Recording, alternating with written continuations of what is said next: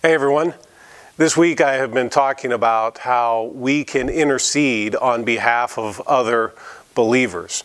Interceding just simply means to stand between. When we pray for other believers, we're standing between them and God as we lift them up in prayer. And what I've been doing is this week I have been looking at prayers that the Apostle Paul had offered for believers in his life. Yesterday we saw how we can pray for other believers for their faith to be strengthened. Today I want to look in Philippians chapter 1 verse 9 where Paul prays for believers' love to increase.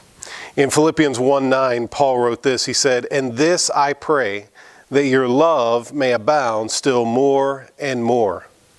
He said, I'm praying that your love would abound. That word, that Greek word that Paul used there for abound means, of course, to give in excess of measure. It's the idea of your cup running over.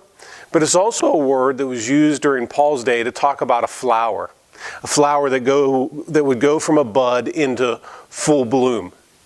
Paul's almost saying here, he's saying, believers, I'm praying that your love would come to full bloom. And why was this so important? Because Paul understood. Remember Jesus, he said, the greatest commandment is to what? To love God with all of your heart, soul, mind, and strength. The second commandment is like it, love your neighbor as yourself. Jesus also told his disciples, he said, by this, all people will know you're my disciples because of your love for one another. That's why Paul said it was so important for him to pray for these believers in Philippi for their love to come to full bloom. Because that's the most important command. That's also the way in which it demonstrates that we are followers of Jesus when our love comes to full bloom.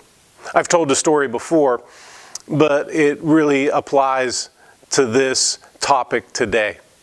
The Apostle John, when he became older, the story goes that he would come and he would preach at churches, and he would walk to the front, and he was frail and he was hobbled by old age. And he would get to the front, and his sermon was 5 words.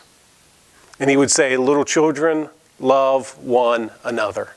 And he would do this week after week after week as he would share this truth with the believers. Little children, love one another. Finally, some people in the church, they asked the Apostle John, they said, "John, why is it that this is the only message you have for us, to love one another?" And the story is that John responded by saying, "If we love one another, is that not enough?" And so I want to encourage you today, for the believers in your life, that you would pray that their love would come to full bloom.